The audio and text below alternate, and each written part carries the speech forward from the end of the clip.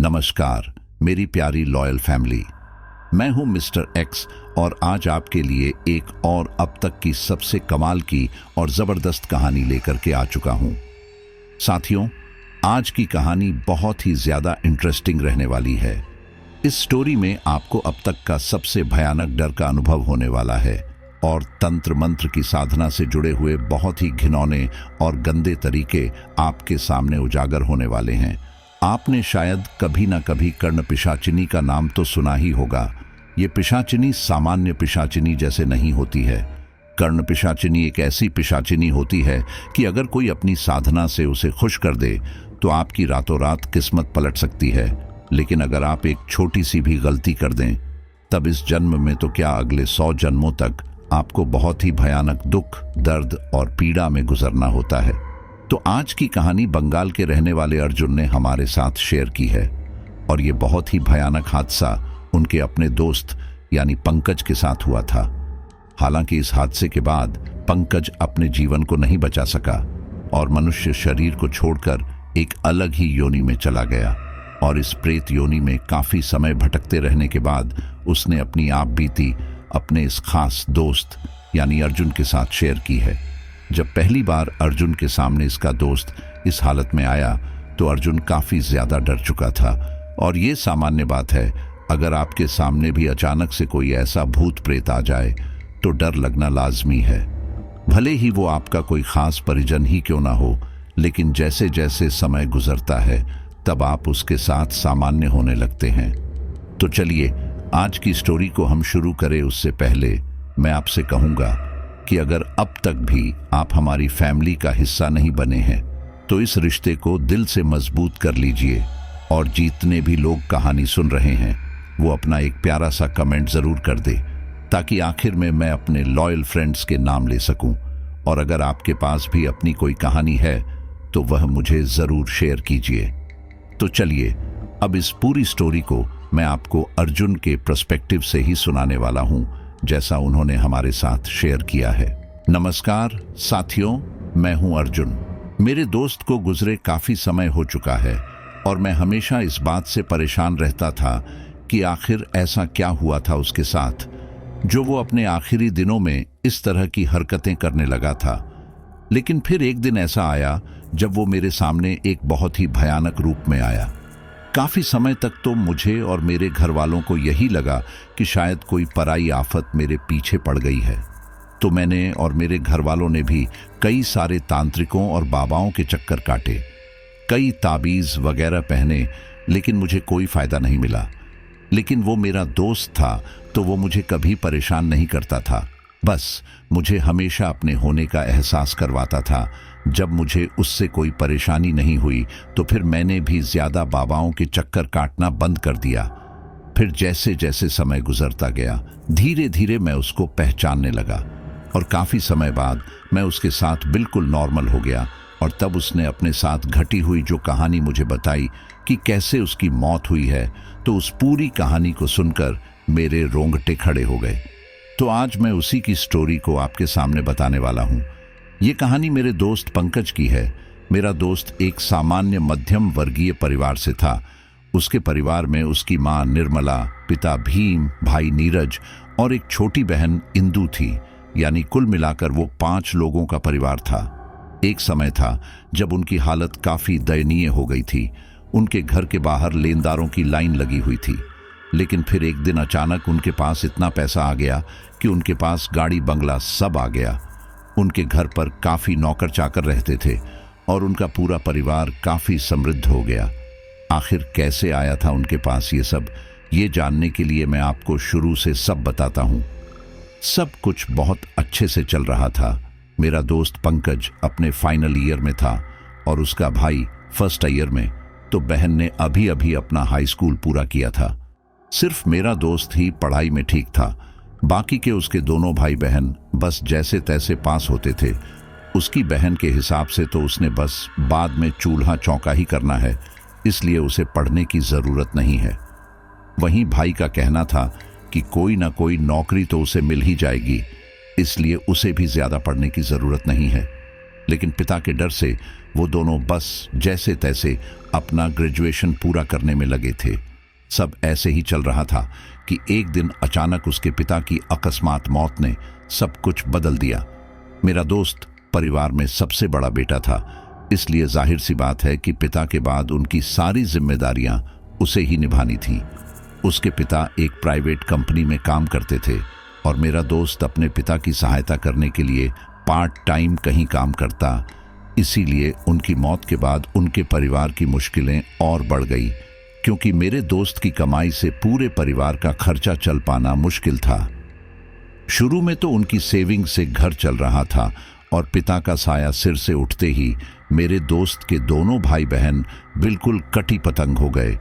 अब उन पर ज्यादा रोक टोक लगाने वाला कोई नहीं था। छोटा होने के कारण उनकी मां लाड़ प्यार में उन्हें ज्यादा कुछ ना बोलती, लेकिन मेरा दोस्त सबसे बड़ा था, इसलिए हर रोज उसे उसकी जिम्मेदारियां गिनाई जाती। मन मारकर पंकज ने पढ़ाई छोड़ दी, क्योंकि उसे अपने परिवार को देखना जो था। पंकज ने पढ़ाई छोड़कर फुल टाइम एक जगह काम करना शुरू कर दिया, लेकिन उसके भाई बहनों के फालतू खर्चों की वजह से उसकी तनख्वाह कहाँ चली जाती और पैसों का कुछ पता ही नहीं चलता, और आए दिन वे दोनों अपनी माँ से पढ़ाई का बोलकर पैसे ले जाते। मेरा दोस्त जब उनको कुछ बोलता तो उल्टा उसे ही माँ की सुनने की मिलती कि तेरे पापा क्या हमें छोड़कर गए, तूने सबको नीचा दिखाना शुरू कर दिया, ये वो। बस इन्हीं सब के कारण उसने उनको कुछ कहना ही छोड़ दिया था। एक दिन की बात है, छुट्टी वाले दिन मेरा दोस्त घर पर खाना खा रहा था, तभी कुछ लोग घर में आ धमके और 5 लाख रुपए मांगने लगे। पहले तो पंकज ने उन्हें ही हड़का दिया कि आखिर वो हैं कौन और किस बात के पैसे मांग रहे हैं। तब उन्हें पता चला कि उसके छोटे भाई ने जुआ खेलना शुरू कर दिया था और वो पूरे 5 लाख रुपए जुए में हार गया है। अगर यकीन ना हो तो उसके भाई से ही पूछ लो। इस पर जब उसके छोटे भाई से बात की गई तो वो उल्टा पंकज पर ही चढ़ पड़ा और बोला कि भैया ये सब मुझे आपकी वजह से करना पड़ा। जब पिताजी जिंदा थे तो हमें कभी भी किसी चीज की कमी नहीं हुई, लेकिन जब से वो गए हैं तब से हमें हर चीज के लिए अपना मन मारना पड़ता है। अगर आप हमारी सारी जरूरतें पूरी कर रहे होते तो मुझे ये शाय नटकट लेना ही नहीं पड़ता। उसके कहे ये शब्द पंकज को तीर की तरह लगे थे, क्योंकि उसने अपने परिवार के लिए अपने सपनों तक की बलि चढ़ा दी और आज वही ऐसा बोल रहा है कि उसने उनके लिए कुछ नहीं किया। पंकज अभी तक संभला भी नहीं था कि तभी मां ने उसी का पक्ष लेते हुए कहा कि इन सब का जिम्मेदार पंकज ही है और अब कैसे भी करके वही ये कर्जा चुकाए। 5 लाख का कर्जा चुका पाना पंकज के लिए आसान काम नहीं था। उसकी तनख्वाह में तो उसके घर वाले ठीक से रह नहीं पाते थे, ऊपर से इतना बड़ा कर्ज। खैर, ये कर्जा चुकाने के लिए पंकज ने लोन लेने की सोची, लेकिन बैंक वाले पंकज को बिना किसी गारंटी के इतना बड़ा लोन देने को तैयार न थे। इसीलिए थक हार कर उसने किसी शख्स से 5% ब्याज पर लोन उठाया, लेकिन उसकी परेशानी अब भी खत्म न हुई। आए दिन उसे परिवार की तंगहाली के लिए जिम्मेदार ठहराया जाता। इसी दौरान उसकी बहन ने काइनलेज ट्रिप के नाम से पंकज से 10,000 रुपए मांगे। पंकज के पास इतने पैसे नहीं थे, इसीलिए उसने मना किया, लेकिन उनकी मां ने उसे कहीं से भी उधार लेकर उसे देने के लिए कह दिया। पंकज ये सब करना तो नहीं चाहता था, लेकिन उसके घर वालों ने उसका जीना हराम कर दिया था। पैसे न देने पर वे तीनों पंकज को तरह तरह के ताने मारते, इसलिए मजबूरन उसे कहीं से कर्जा लेना पड़ता। अब नौबत ये आ गई थी कि पंकज कर्जे के बोझ तले दब चुका था। पंकज के दिन ऐसे ही कट रहे थे कि एक दिन उसे उन दोनों के काइनलेज से फोन आया कि उसके दोनों भाई बहन पूरे 3 महीने से काइनलेज नहीं आए और ना ही उन्होंने फीस भरी है, और उनकी हाजिरी इतनी कम है कि अब वो परीक्षा में नहीं बैठ सकते। इस पर पंकज को बहुत गुस्सा आया, क्योंकि वो घर ना सिर्फ हर महीने फीस लेकर जा रहे थे, बल्कि प्रैक्टिकल और असाइनमेंट्स के नाम से भी हर महीने हजारों रुपए लेते आ रहे हैं। इसी बारे में बात करने जब वो शाम को घर आया तो उसे पता चला कि उसकी बहन गर्भवती है, यानी कि वो काइनलेज ना जाकर अपने प्रेमी से मिलती थी और फीस और बाकी के पैसे भी उसी पर उड़ाती थी। इंदु से जब उसने सख्ती से बात की तो उसे आगे पता चला कि वो जो 10,000 रुपए लेकर घर से गई थी काइनलेज ट्रिप का बोलकर, उससे वो अपने प्रेमी के साथ शिमला घूमकर आई थी। इस पर उसे बहुत गुस्सा आया क्योंकि उसकी अब तक शादी तक नहीं हुई थी। इसलिए उसने दरवाजे के पीछे रखा डंडा उठाया और अपनी बहन को मारने दौड़ पड़ा। लेकिन इसी दौरान बीच में उसकी माँ और छोटा भाई आ गया। ये देखकर पंकज को बहुत गुस्सा आया और उसने कहा कि आखिर क्यों इन दोनों को इतनी छूट दी आपने? देख लिया ना इतनी छूट देने का नतीजा। एक जुआरी है और एक बिन ब्याहे पेट लेकर घर में बैठी है। अब जो करना है करो, लेकिन इसके लिए मुझे मत बोलना। मैं यहाँ दिन रात एक करके पैसा कमाता हूँ और ये दोनों ऐसे गलत कामों में लगाते हैं। काश पापा जिंदा होते, कम से कम उनके डर से ये दोनों हमारे घर की इज्जत सरेआम उछालने से पहले 100 बार सोचते। उसकी माँ को पता चल चुका था कि अब पंकज के ऊपर सारा दोष मरने से कुछ नहीं होगा। इसलिए वो प्यार से बोली कि देखो, अब इसे मारने से कुछ नहीं होगा, कोई रास्ता निकालना पड़ेगा इसका। पंकज ने कहा कि इसका अबॉर्शन करवाकर इसकी शादी ही करवा देते हैं। लेकिन तभी उसकी बहन बोली कि वो उसी से शादी करेगी जिससे वो प्यार करती है, वरना वो पूरी जिंदगी घर पर ही बैठी रहेगी। अब पंकज की माँ ने भी प्यार से बोल दिया कि ये जिससे प्यार करती है उसी से इसकी शादी करवा देते हैं तो सारी समस्या हल हो जाएगी। पंकज ने इस पर हामी भर दी। अगले ही दिन लड़का अपने माता पिता के साथ वहां आया। उनका आदर सत्कार कर दोनों की शादी की बात की गई।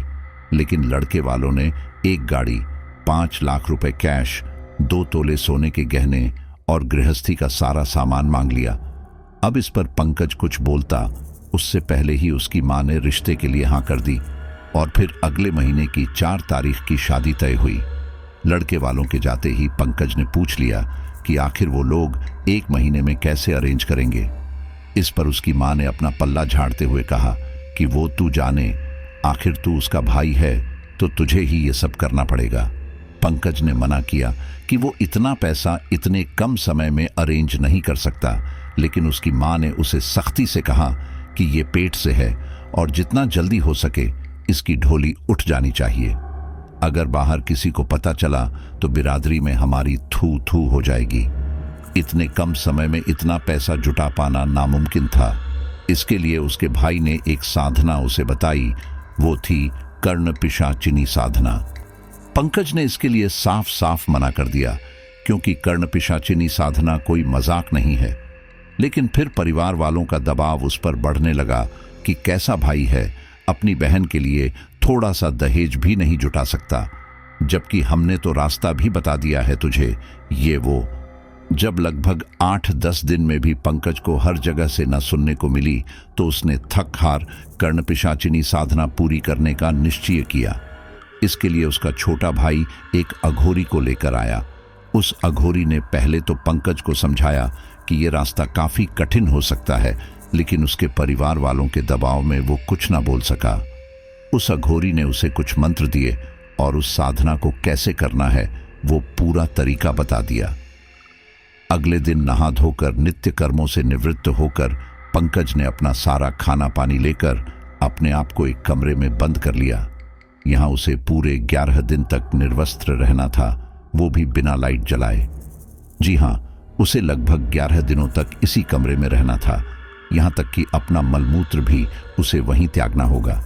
लेकिन हाँ, कमरे में एक जगह दीपक जरूर जला हुआ होना चाहिए।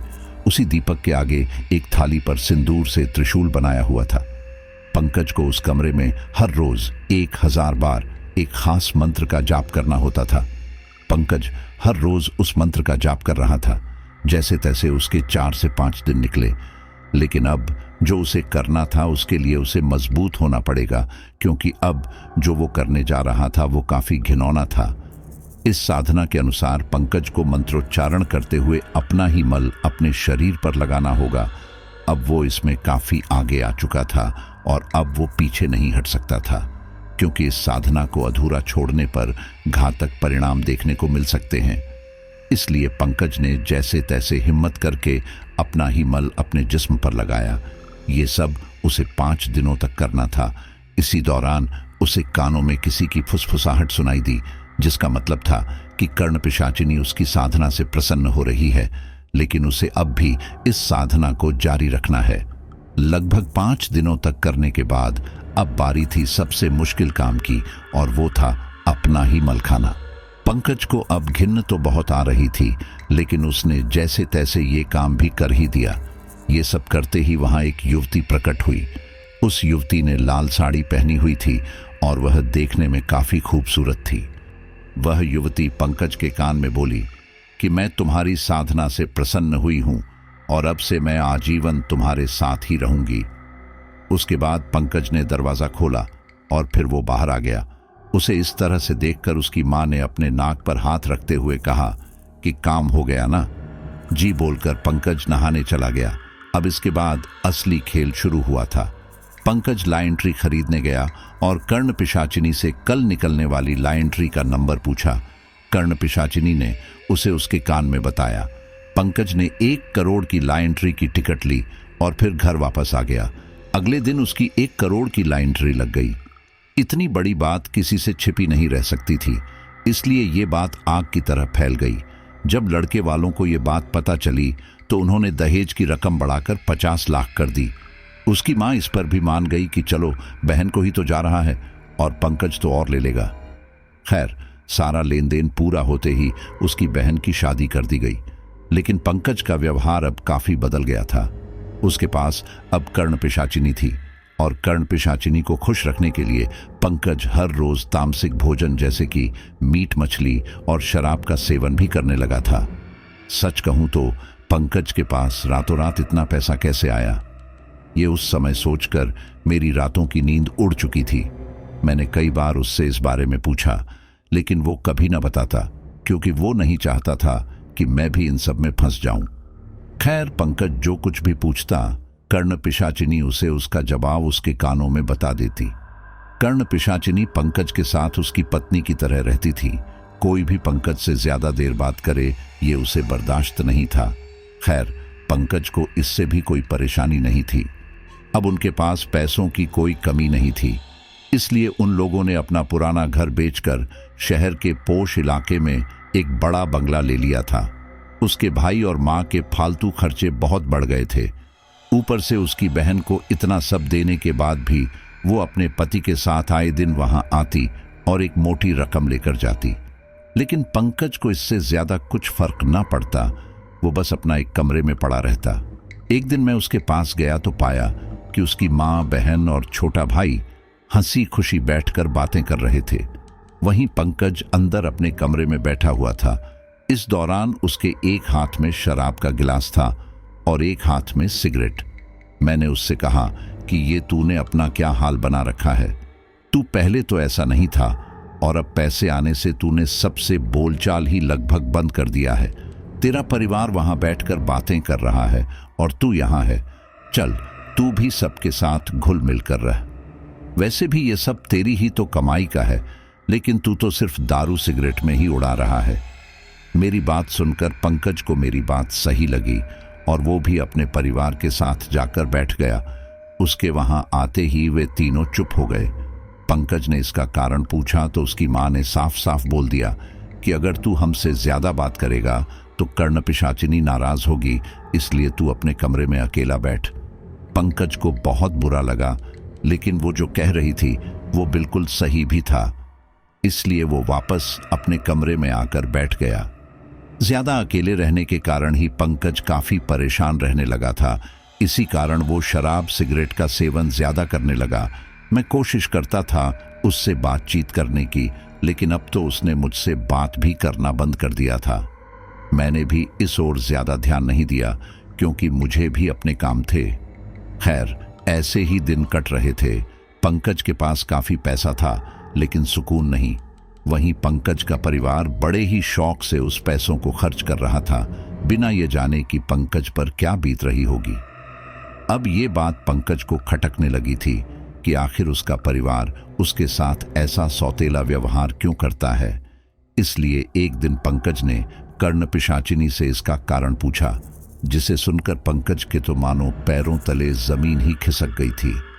कर्ण पिशाचिनी ने उसे बताया कि ये पंकज की मां नहीं बल्कि चाची है। पंकज की माँ जब पंकज छोटा था तब गुजर गई थी। फिर बाद में बीमारी की वजह से उसके पिता भी चल बसे।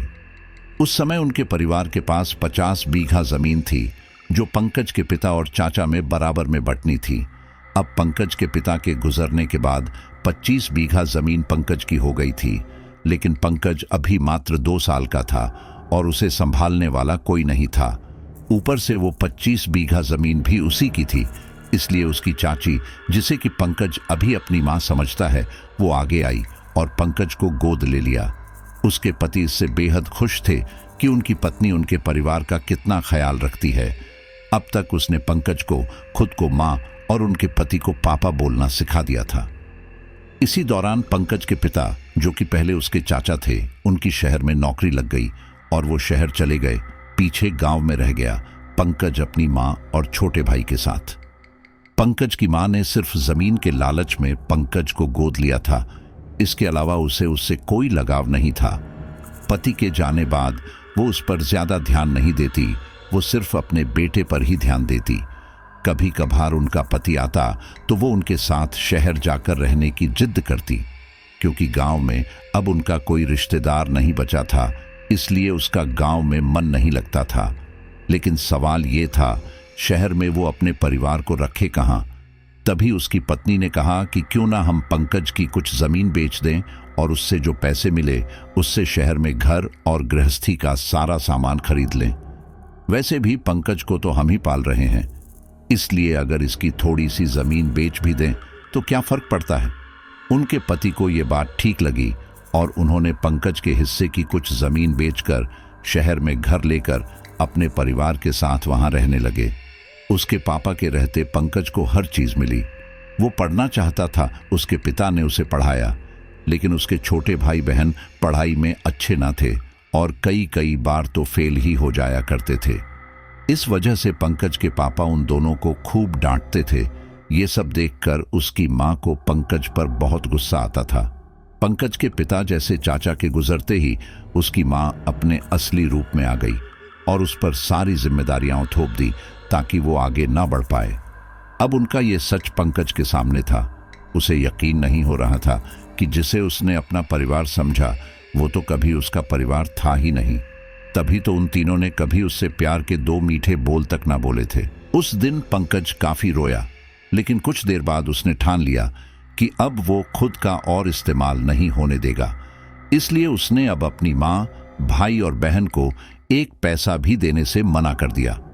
पंकज का ये रूप देखकर वे तीनों एकदम भभक गए। तब पंकज की माँ ने उसे फिर से कमजोर करने की कोशिश करते हुए कहा कि तेरे पिता नहीं है तभी तू आज हमारे साथ ऐसा कर रहा है। अगर वो आज जिंदा होते तो हमें किसी चीज की कमी ना होती। ये कहते हुए वो दोबारा घड़ियालू आंसू बहाने लगी। लेकिन पंकज ने अब साफ साफ बोल दिया था कि अगर उसके पिता जिंदा होते तो किसी भी कीमत पर उससे कर्ण पिशाचिनी साधना न करवाते। अब वैसे भी ये दोनों इतने बड़े हो चुके हैं कि अपना खर्चा खुद निकाल सकें, इसलिए अब से अपना खर्चा खुद उठाए। मैंने बहुत कर लिया, अब ये करें। तभी पंकज की बहन बोली कि भैया, अगर मैंने उन्हें पैसे लाकर नहीं दिए तो वो लोग मुझे घर से निकाल देंगे। ये सुनकर पंकज ने अपनी माँ और छोटे भाई से बोल दिया कि उसकी बहन अब इस घर में नहीं आ सकती और उसने लाखों रुपए देकर इसकी शादी करवाकर अपनी जिम्मेदारी पूरी कर ली। अब अपने सगे बेटे को बोले कि अब वो अपनी जिम्मेदारी पूरी करे और अगर नहीं कर सकते तो मेरे घर से तुम दोनों निकल जाओ। ये बोलकर मेरा दोस्त तो वहां से चला गया। लेकिन अब वे तीनों सोचने लगे कि आखिर अब क्या किया जाए, क्योंकि अब तो पंकज उन्हें 1 रुपया भी नहीं देता था। पंकज के भाई को अय्याशी की आदत लग चुकी थी, लेकिन अब उसके पास पैसे नहीं थे ये सब करने के लिए, इसलिए वो इसका कोई समाधान सोचने लगा। तभी उसकी माँ ने कहा कि अब हमें पंकज की कोई ज़रूरत नहीं है, इसलिए हमें उसे रास्ते से हटाना होगा। उसके बाद उसके पास जितना भी पैसा है वो सब हमारा होगा। इस पर वे दोनों मान गए। लेकिन अब सवाल ये था कि कर्ण पिशाचिनी के होते हुए पंकज को मारा कैसे जाए, क्योंकि कर्ण पिशाचिनी हमेशा उसके साथ ही रहती थी। इसलिए उसके भाई ने एक प्लान बनाया जिससे सांप भी मर जाएगा और लाठी भी नहीं टूटेगी। वो ये कि अगर कर्ण पिशाचिनी खुद ही पंकज की हत्या कर दे तो। लेकिन पंकज कर्ण पिशाचिनी का पूरा ध्यान रखता था, किसी पराई स्त्री की तरफ तो देखता भी नहीं था और उसे हर रोज मांस मदिरा भी देता था। इसलिए कर्ण पिशाचिनी उससे इतनी आसानी से क्रोधित होगी ये मुश्किल था। इसी दौरान उसके भाई नीरज को एक आइडिया आया। उसे याद आया कि पंकज अपने कॉलेज के समय में एक लड़की को पसंद करता था, लेकिन कभी उससे अपने दिल की बात कर नहीं पाया। नीरज ने जैसे तैसे करके उस लड़की को ढूंढ निकाला। उस लड़की का नाम नंदिनी था। वो थोड़ी लालची थी। उसे जैसे ही पता चला कि पंकज उसे चाहता है तो वो मन ही मन खुश हुई कि चलो अच्छा है, उसे शादी के लिए इतना रईस इंसान मिल चुका है। नंदिनी शाम के समय बन-ठन कर पंकज के घर पहुंची। नंदिनी को अपने सामने देखकर पंकज के दिल में भावनाओं का एक सैलाब सा आ गया। तभी नंदिनी बोली कि कैसे हो पंकज, अब तो तुम इतने पैसे वाले हो गए हो कि मुझे भूल ही गए होगे। मैंने हमेशा इंतजार किया कि तुम अब मुझे अपने दिल की बात बताओगे, लेकिन वो दिन तो आया ही नहीं। लेकिन मैंने सोचा कि मैं ही तुमसे अपने दिल की बात कर लूं, ताकि मुझे बाद में अफसोस ना हो कि मैंने तुमसे कभी इस बारे में बात नहीं की। I love you Pankaj. ये सुनकर पंकज ने नंदिनी को गले लगाते हुए लव यू टू कहा। नंदिनी और पंकज काफी देर तक यूं ही बात करते रहे और उसके बाद नंदिनी घर चली गई। नंदिनी के जाते ही कर्ण पिशाचिनी उस पर भड़कते हुए बोली कि तुम्हें पता है ना कि मेरे साधक को पराई स्त्रियों से दूर रहना चाहिए। अब इस पर पंकज कुछ बोलता, इससे पहले ही कर्ण पिशाचिनी उसके कानों में जोर जोर से चीखने लगी। पंकज उससे बचने के लिए गुहार लगाता रहा कि उसे गलती हो गई, माफ कर दो, लेकिन कर्ण पिशाचिनी नहीं रुकी। वो ऐसे ही पंकज के कानों में चीखती रही। 2-3 दिनों तक ये सिलसिला चलने के बाद थक हार कर पंकज ने फांसी लगा ली। पुलिस फाइल में पंकज को मानसिक रूप से परेशान दिखाकर केस भी बंद कर दिया गया। अब पंकज के सारे पैसे उसकी चाची और भाई बहन के थे। पंकज को अब तक मुक्ति नहीं मिली थी। ऊपर से इस साधना के कारण वो एक प्रेत भी बन चुका था और अब वो अपने परिवार से अपनी मौत का बदला लेने के लिए आतुर था। एक रात उसकी मां अपने कमरे में सो रही थी कि तभी अचानक पंकज की आवाज से उसकी नींद खुली। आंखें खोलते ही उसने पाया कि पंकज उस कमरे के पंखे से उल्टा लटक रहा था। इस दौरान उसकी पूरी त्वचा सफेद हो चुकी थी और आंखों की जगह गड्ढे थे। वो भयानक ढंग से मुस्कुराते हुए बोलने लगा कि मां, मैं इतनी आसानी से आपका पीछा नहीं छोड़ूंगा। बहुत परेशान किया था आप सबने मुझे, अब मेरी बारी। पंकज को इस तरह से देखकर उसकी मां चीखते हुए वहां से भागी। उसकी मां भागती हुई सीधा अपने बेटे नीरज के कमरे की ओर गई और दरवाजा पीटने लगी। कुछ देर में नीरज ने झल्लाते हुए दरवाजा खोला और कहा कि क्या बात है मां, क्यों ऐसे जानवरों की तरह दरवाजा पीट रही हो? उसकी मां डरते हुए बोली कि पंकज की आत्मा मुझे परेशान कर रही है। नीरज ने आगे बढ़कर उनके कमरे में देखा तो वहां कोई नहीं था। ये देखकर नीरज बोला कि ये आपका वहम होगा, वहां कुछ नहीं है, सो जाइए और मुझे भी सोने दीजिए। ये बोलकर नीरज वापस अपने कमरे में चला आया। उसकी मां भी घबराते हुए अपने कमरे में पहुंची तो पाया सच में वहां कोई नहीं था। शायद ये उनका वहम होगा, ये सोचकर वो दोबारा सोने की कोशिश करने लगी। अभी उन्हें आंखें बंद किए हुए कुछ ही देर हुई होगी कि कोई उनका गला दबाने लगा। ये महसूस कर उन्होंने अपनी आंखें खोली तो पाया कि पंकज का सफेद भयानक चेहरा उसके चेहरे के सामने था। वो भयानक ढंग से मुस्कुराते हुए उनका गला दबा रहा था। निर्मला जी ने जोर लगाकर जैसे तैसे खुद को उससे छुड़वाया और फिर बाहर को भागी और फिर से नीरज के कमरे का दरवाजा पीटने लगी। नीरज गुस्से में बाहर आया और बोला कि ये सब क्या लगा रखा है, सोने क्यों नहीं दे रही आप? निर्मला जी ने उसे सारी बात बताई कि पंकज उसका गला दबा रहा था और अब वो वहां नहीं सो सकती। नीरज गुस्से में निर्मला जी के कमरे में गया। वहां जाकर किसी को न पाकर वो निर्मला जी पर चिल्लाते हुए बोला कि वहां कोई भी नहीं है, आप झूठ बोल रही हैं, अब चुपचाप सो जाइए और मुझे भी सोने दीजिए। बेटे की डांट खाकर निर्मला जी वापस अपने कमरे में आकर लेट गई, लेकिन डर के मारे वो आंखें बंद नहीं कर रही थीं। लेकिन थोड़ी देर बाद उन्हें नींद आ ही गई। उनकी आंखें लगे अभी थोड़ी ही देर हुई होगी कि उन्हें अपने सीने पर एक बोझ महसूस होने लगा।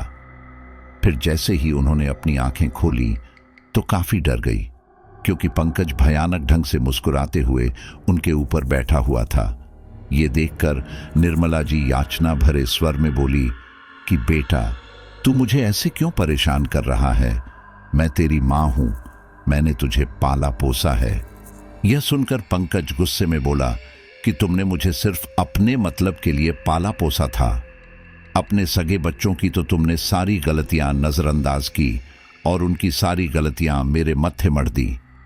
अगर तुम मेरी मां होती तो क्या तुम मुझे वो कर्ण पिशाचिनी साधना करने को बोलती? क्या तुम मेरी मौत का षड्यंत्र रचती? नहीं ना। तुमने मेरे साथ जो किया उसकी सजा अब मैं तुम्हें दूंगा। ये बोलकर पंकज दोबारा उनकी गर्दन दबाने लगा। तभी निर्मला जी जोर जोर से बचाओ बचाओ चीखने लगी। वो आवाज सुनकर नीरज तो उठा ही, साथ में आस पड़ोस के लोग भी वहां इकट्ठा हो गए। अब तक पंकज वहां से गायब हो चुका था। आसपास की कुछ औरतें निर्मला जी को संभालते हुए पूछने लगी कि आखिर क्या हुआ जो आप इतनी रात गए ऐसे चीखी। तब निर्मला जी ने घबराते हुए कहा कि उनका बेटा उनका गला दबा रहा था। ये सुनकर वहां मौजूद सारे लोग नीरज की ओर देखने लगे, क्योंकि वही तो उस घर में था। वहीं नीरज ये सुनकर भड़कते हुए बोला कि मां, तुम झूठ क्यों बोल रही हो? मैंने कब तुम्हारा गला दबाया? मैं तो अभी यहां इन लोगों के आने से थोड़ी देर पहले ही आया हूं। अब निर्मला जी कुछ बोलती। सारे लोग नीरज को समझाने लगे कि वो उसकी मां है और मां का सम्मान करो। उन्होंने तुम्हें कितनी मुसीबतों से पाला है, क्या इस दिन के लिए कि बुढ़ापे में तुम ही उनके साथ ये सब करोगे? अगर तुमने दोबारा ऐसी कोई हरकत की तो हम तुम्हें जेल में भेज देंगे। ये बोलकर वो सारे लोग बिना निर्मला जी की बात सुने वहां से चले गए। अब नीरज को उन पर काफी गुस्सा आया और वो बोला कि आखिर क्यों आपने ऐसा झूठ बोला सबके सामने? निर्मला जी ने उसे सफाई दी कि वो तेरे लिए नहीं बोल रही थी, वो तो पंकज उनका गला दबाने की कोशिश कर रहा था। नीरज बोला कि अब चाहे जो हो जाए वो उनकी सहायता के लिए कभी नहीं आएगा। ये बोलकर नीरज भी वहां से चला गया और अब उस कमरे में निर्मला जी वापस अकेली थी। डर के मारे उन्हें नींद भी नहीं आ रही थी, इसलिए वो पूरी रात जागती रही। अगले दिन निर्मला जी दिन में सोने लगी, लेकिन दिन में भी यही हुआ। जैसे ही वो आंखें बंद करती उन्हें पंकज दिखाई देता, जो कि उन्हें मारना चाहता था, और आस पड़ोस के सारे लोगों को लगता था कि नीरज उन्हें परेशान कर रहा है। और जब ये सब ज्यादा हो गया तब उनके आस पड़ोस वालों ने नीरज के खिलाफ पुलिस में कंप्लेन कर दी कि वो अपनी मां निर्मला को प्रताड़ित करता है। पुलिस नीरज को उठाकर लेकर गई और उसकी खूब कुटाई की, लेकिन फिर थोड़ी ही देर में निर्मला जी अपनी बेटी इंदु के साथ वहां आई और नीरज को छुड़वा लिया कि नीरज ने ऐसा कुछ नहीं किया। नीरज गया तो पुलिस स्टेशन भला चंगा था, लेकिन अब लंगड़ाते हुए वापस आया। उसके पूरे शरीर में दर्द हो रहा था और अब वो निर्मला जी से काफी गुस्सा था। उसने अपनी बहन से कहा कि वो मां को अपने साथ रख ले, वैसे भी उसे काफी पैसा मिला है तो उसे भी मां की जिम्मेदारी उठानी होगी। उसकी बहन निर्मला जी को लेकर अपने ससुराल आ गई। उसने सोचा कि कुछ दिन मां यहां रहेंगी तो सब ठीक हो जाएगा। निर्मला जी कुछ दिन अपनी बेटी के पास रही। वहां पंकज ने एक भी बार आकर उसे परेशान नहीं किया। ये देखकर अब उसकी बहन को भी लगने लगा था कि ये नीरज शायद निर्मला जी को परेशान कर रहा है। खैर, कुछ दिन बाद सास ससुर के कहने पर उनकी बहू निर्मला जी को वापस नीरज के पास छोड़ आई। ये सोचकर कि अब शायद निर्मला जी ऐसी हरकत नहीं करेंगी, नीरज ने खुशी खुशी उन्हें अपने पास रख लिया। नीरज के पास आते ही पंकज निर्मला जी को दोबारा सताने लगा। पंकज हर रोज उन्हें मारने की कोशिश करता, लेकिन उनके प्राण निकलने से पहले उन्हें छोड़ देता, क्योंकि वो इतनी आसानी से उन्हें मारना नहीं चाहता था। जितनी मानसिक पड़ताड़ना पंकज ने झेली थी, वो उतना ही उन्हें भी पड़ताड़ित करना चाहता था। इन्हीं सब के कारण कुछ ही समय में निर्मला जी का मानसिक संतुलन खराब हो जाता है, जिस वजह से उन्हें मेंटल असाइलम में भेज दिया गया। नीरज की बहन इंदु निर्मला जी के इस हाल के लिए नीरज को जिम्मेदार ठहराने लगी और अब उन दोनों भाई बहनों में काफी लड़ाई होने लगी थी। इंदु के ससुराल वालों ने इसमें भी अपना फायदा देखकर दोनों भाई बहनों में और लड़ाई लगवाने के लिए आग में घी डालने का काम किया। अब वे दोनों एक दूसरे के खून का प्यासे बन चुके थे, लेकिन अब पंकज की आत्मा निर्मला को मेंटल असाइलम पहुंचाने के बाद नीरज और इंदु के पीछे पड़ गई थी। नीरज की आंख जैसे ही बंद होती तो पंकज उसका गला दबाता, लेकिन इससे पहले कि उसकी सांस रुकती पंकज उसका गला छोड़ देता। पंकज भयानक ढंग से मुस्कुराते हुए कहता, मैं तुझे इतनी आसानी से मरने नहीं दूंगा। वहीं इंदु के साथ भी पंकज यही करता। इतना ही नहीं, पंकज इंदु के ससुराल वालों को भी परेशान करता। पहले तो उन सभी को यही लगा कि शायद ये उन सभी का वहम है, इसलिए ये बात उन्होंने किसी को ना बताई। लेकिन एक रोज इंदु का पति जब छत पर टहल रहा था, तब अचानक पंकज उसके सामने हवा में प्रकट हुआ। उसे अचानक से अपने सामने देखकर इंदु का पति काफी घबरा जाता है, लेकिन इससे पहले कि वो कुछ करता, पंकज ने उसे उठाकर छत से नीचे फेंक दिया। पंकज ने उसे सिर्फ 2 मंजिल के ऊपर से फेंका था, इसलिए उसकी जान तो बच गई, लेकिन सिर पर काफी चोट आई, जिससे उसे 3-4 दिन बाद ही होश आया था। होश में आते ही सबने उससे पूछा कि आखिर वो नीचे कैसे गिरा। तब उसने बताया कि उसे पंकज ने उठाकर नीचे फेंका था। ये सुनकर सभी की आंखें भय से चौड़ी हो गई। उन्हें समझ नहीं आ रहा था कि क्या करे। तभी इंदु का ससुर किसी पंडित को लेकर घर आया ताकि घर में हवन किया जा सके। हवन के समय उन सभी को काफी परेशानियों का सामना करना पड़ा। कभी हवन सामग्री की थाली गिर जाती, हवन के प्रसाद में चूहा आ जाता जिससे सारा प्रसाद अशुद्ध हो जाता, कभी हवन में इस्तेमाल होने वाला घी गिर जाता और हवन की अग्नि थी जो हर 2-4 मिनट में शांत हो रही थी। इन सब से पंडित जी का संदेह काफी बढ़ गया था।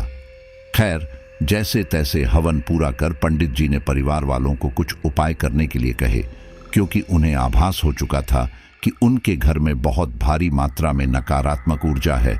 उसी वजह से उनका हवन विफल हुआ था। परिवार वालों ने सारे उपाय किए, जैसे घर के हर कोने में मंत्रोच्चारित नींबू रखना, गुलाब की पंखुड़ियों को साफ पानी में डालकर किसी को बिना बताए घर में कहीं छिपा कर रखा गया। जब पंडित जी ने उन सभी को देखा तो उनके होश उड़ गए थे, क्योंकि वो पानी जिसमें गुलाब की पंखुड़ियां डाली गई थी वो स्याह काला हो चुका था। यहाँ तक कि वो नींबू काटने पर भी पूरा अंदर से लाल था। ये सब देखकर पंडित जी बोले कि तुम्हारे परिवार पर कोई भयानक खतरा मंडरा रहा है, कुछ करना होगा, कहीं ये कोई बड़ा नुकसान ना पहुंचाए। ये सब सुनकर घर के सारे लोग घबरा गए और इंदु के ससुर ने पंडित जी को इसका समाधान करने के लिए कहा। तब पंडित जी ने बताया कि वो एक सामान्य पंडित हैं और जो कोई भी नकारात्मक ऊर्जा आपके घर पर है वो बहुत ज्यादा शक्तिशाली है, इसलिए वो किसी ऐसे पंडित या तांत्रिक को ढूंढे जो कि इस तरह की नकारात्मक शक्ति को काबू में कर सकें। ये बोलकर वो पंडित तो वहां से चले गए, लेकिन अब उनका पूरा परिवार किसी ऐसे तांत्रिक या पंडित को ढूंढने लगे जो इस मुसीबत से उनको निकाल सके। वे सभी इसी काम में लगे ही थे कि एक दिन खबर आई कि नीरज सीढ़ियों से गिर गया था और उसकी पैर की हड्डी टूट चुकी है। अब भले ही इंदु और नीरज में कितना ही झगड़ा क्यों ना हुआ हो, लेकिन है तो वो इंदु का सगा भाई ही, इसलिए पुरानी बातों को भूलकर इंदु नीरज को अपने घर ले आई, क्योंकि उसके घर पर उसकी देख रेख के लिए कोई नहीं था। लेकिन नीरज के घर पर आने से पंकज अब सबको ज्यादा परेशान कर रहा था। इसी दौरान फिर से इंदु के ससुर एक झाड़ फूंक करने वाले को घर पर लेकर आए ताकि वो पंकज की आत्मा से उन्हें मुक्ति दिलाए, लेकिन पंकज के आगे वो ज्यादा देर ना टिक सका और कुछ ही देर में पंकज ने उसे वहां से भगा दिया। इसी तरह से उन्होंने कुछ और तांत्रिकों को बुलाया, लेकिन कोई भी पंकज पर पार न पा सके। हर गुजरते समय के साथ पंकज सबको पहले से ज्यादा परेशान करने लगा था। इंदु के ससुराल वाले अब इंदु को इन सब का जिम्मेदार ठहराने लगे, क्योंकि पंकज इंदु का ही तो भाई था। उन्हें लगा कि अगर इंदु को ही घर से निकाल दें तो पंकज की आत्मा खुद ब खुद उनके घर से चली जाएगी। यही सोचकर इंदु के ससुराल वालों ने इंदु और उसके भाई को घर से बाहर निकाल दिया और इन सब में इंदु के पति ने भी सबका साथ दिया। इंदु ये देखकर काफी हैरान थी, लेकिन वो इसमें कर भी क्या सकती थी। थक हार कर नीरज के साथ इंदु अपने मायके आ गई। वे दोनों सोचने लगे कि आखिर इस समस्या से छुटकारा कैसे पाए। लेकिन इस दौरान अगर कोई भी इंदु और नीरज की सहायता करता या उनसे बात भी करता तो पंकज का प्रेत उनको भी परेशान करता। इसीलिए आस पड़ोस वालों ने भी उनसे बातचीत बंद कर दी थी। इसी बीच उन्हें खबर मिली कि निर्मला जी ने मेंटल असाइलम के छत से कूदकर आत्महत्या कर ली। ये सुनकर वे दोनों काफी घबरा चुके थे, क्योंकि उन्हें अब तक इतना भरोसा था कि पंकज उन्हें सिर्फ मानसिक और शारीरिक कष्ट देगा, लेकिन वो इस तरह से उनकी जान का दुश्मन बन जाएगा, ये उन्हें अब पता चला। खैर, निर्मला जी का अंतिम संस्कार कर वे दोनों वापस घर आ गए। इस दौरान इंदु के ससुराल वाले निर्मला जी के अंतिम संस्कार में तक नहीं आए। इंदु और नीरज अब जैसे तैसे पंकज की आत्मा से पीछा छुड़वाना चाहते थे। इसके लिए नीरज देर रात श्मशान में गया। वहां पर कुछ अघोरी बैठे हुए थे। नीरज ने उन अघोरियों को अपनी समस्या बताई। तभी उनमें से एक अघोरी ने उसे बोला कि तू तो वही है ना जिसने अपने भाई से कर्ण पिशाचिनी सिद्धि करवाई थी। नीरज ने कहा कि जी, उन्हीं का भाई हूं। उन्होंने आत्महत्या कर ली और अब वो हमें परेशान कर रहे हैं। हमारी माँ को तो वो पहले ही मार चुके हैं और अब हमारे पीछे पड़े हैं। उनकी वजह से मेरी बहन को उनके ससुर वालों ने घर से निकाल दिया और यहाँ तक कि अगर कोई हमारी सहायता करने की कोशिश करता है तो पंकज भैया उन्हें भी परेशान करते हैं। इसी वजह से आस पड़ोस में कोई हमसे बात तक नहीं करता। कुछ कीजिए प्लीज। ये सुनकर वही अघोरी बोला कि तेरे भाई ने आखिर आत्महत्या क्यों की, और हाँ, सच सच बताना, वरना मैं तेरी कोई सहायता नहीं कर पाऊंगा। नीरज बताना तो नहीं चाहता था, लेकिन उसे बताना ही पड़ा। उसने शुरू से सारी बात बताई कि कैसे उनकी जमीन के लिए माँ ने उन्हें अपनाया था और जमीन मिलने के बाद और पिता की मौत के बाद कैसे उन सब ने मिलकर उन्हें परेशान किया। फिर जल्दी ज्यादा पैसों के लालच में उनसे जबरदस्ती कर्ण पिशाचिनी सिद्धि करवाई। फिर नंदिनी को उनकी लाइफ में दोबारा भेजा और फिर उसके कुछ दिन बाद पंकज ने आत्महत्या कर ली। ये सुनकर वो अघोरी बोले कि देखो, मैंने पहले भी तुम्हें बताया था कि ये कोई मजाक नहीं है। कर्ण पिशाचिनी साधना एक तामसिक क्रिया है। इसमें अगर कोई साधक कर्ण पिशाचिनी को सिद्ध भी कर ले तो उसका आगे का जीवन बिल्कुल भी पहले जैसा नहीं होता, क्योंकि कर्ण पिशाचिनी हर समय, यहाँ तक कि बाथरूम तक में साधक के साथ रहती है। इसलिए साधक को हर स्त्री से, चाहे वो उसकी माँ, बहन और बेटी ही क्यों ना हो, सबसे दूरी बनाकर रखनी चाहिए। दूसरी बात, कर्ण पिशाचिनी भले ही साधक के जीवन काल में उसे माला माल कर दे, उसे उसके सभी सवालों के जवाब दे, लेकिन मरने के लगभग 2000 साल तक साधक की आत्मा को मुक्त नहीं करती, बल्कि वो उसे 2000 साल तक अपना गुलाम बनाकर रखती है। कर्ण पिशाचिनी साधना के कारण और आकस्मिक मृत्यु के कारण तुम्हारा भाई एक शक्तिशाली प्रेत बन चुका है। चूंकि ये सब उसने तुम लोगों की वजह से किया था, इसीलिए वो इसके लिए तुम सबको इसकी सजा दे रहा है। तुम्हारी माँ मरी जरूर है, लेकिन उनकी आत्मा को तुम्हारे भाई ने अपना गुलाम बना लिया है। अब जब तक कर्ण पिशाचिनी उसे नहीं छोड़ती, वो तुम्हारी माँ की आत्मा को आजाद नहीं करेगा, और हो ना हो अब वो तुम दोनों को भी जल्दी ही अपने साथ ले जाएगा। ये सब सुनकर नीरज काफी घबरा गया और उसने उस अघोरी के पैर पकड़ते हुए कहा कि उससे गलती हो गई और इसके लिए वो पंकज से भी माफी मांगने को तैयार है और जो वो कहेगा वो सब करने को तैयार है, लेकिन प्लीज वो उन्हें अब परेशान करना बंद कर दे। अघोरी को उस पर दया आ गई और वो अगले दिन नीरज के घर आ गया। वहां आकर उसने कुछ मंत्रोच्चारण किए, लेकिन पंकज वहां नहीं आया। तभी उन्होंने नीरज से कुछ सामान मंगवाया। लगभग आधे घंटे के अंदर नीरज कुछ पूजा का सामान ले आया। तब उस अघोरी ने आम की कुछ लकड़ियां जलाकर मंत्रोच्चारण करते हुए पूरे घर में धुआं करना शुरू किया। इसी के साथ ही पूरे घर में अपने साथ लाए श्मशान की राख भी उड़ाने लगे। अब वहां इतना धुआं हो चुका था कि आसपास देखना तक मुश्किल हो रहा था। कुछ देर बाद वहां पंकज की आवाज गूंजने लगी कि आप लोगों ने मुझे क्यों बुलाया। तब उस अघोरी ने कहा कि ये दोनों अपने किए की माफी मांगना चाहते हैं। ये सुनकर पंकज को बहुत गुस्सा आया और वो बोला कि इनके माफी मांगने से क्या होगा? क्या कर्ण पिशाचिनी मुझे मुक्त कर देगी? इनकी वजह से मैं 2000 सालों तक कर्ण पिशाचिनी का गुलाम बन चुका हूं, लेकिन इन्हें क्या फर्क पड़ता है? ये दोनों तो अपना ऐश से जी रहे हैं। इतना सब छोड़कर जो गया हूं मैं, लेकिन मेरा क्या? मैं हर रोज कितनी मानसिक पड़ताड़ना से गुजरता हूं, इसका अंदाजा भी है इन्हें। मैंने इन्हें जरा सा परेशान किया तो ये लोग दौड़कर आपके पास आ गए, लेकिन मैं किसके पास जाऊं? मैं किससे मदद की गुहार लगाऊं? ये सुनकर इंदु बोली कि भैया, मानती हूं कि हमसे गलती हुई है, लेकिन फिर भी मैं गुहार लगाती हूं कि आप हमें बख्श दीजिए। बदले में आपको जो चाहिए होगा वो मैं आपको दूंगी। इस पर उस अघोरी ने भी समर्थन दिया और कहा कि अगर ये लोग बोल रहे थे तो तुम ये सब करने से मना कर सकते थे, लेकिन तुमने इसके परिणाम जानते हुए भी इसके लिए हामी भरी और अब तुम इन्हें बहुत परेशान कर चुके हो, इसलिए इन्हें छोड़ दो, वरना अंजाम अच्छा नहीं होगा। यह सुनकर पंकज ने भयानक ढंग से मुस्कुराते हुए कहा कि तुम लोग मेरा कुछ नहीं बिगाड़ सकते, क्योंकि उसके ऊपर कर्ण पिशाचिनी का हाथ है और वो कितनी शक्तिशाली है ये आपको बताने की जरूरत शायद उसे नहीं है।